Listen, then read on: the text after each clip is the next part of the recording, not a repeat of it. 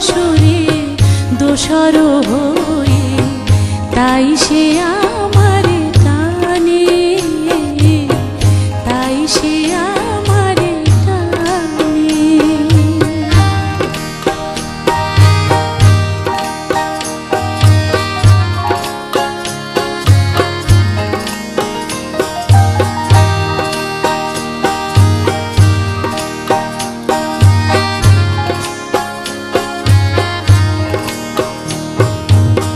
রাতে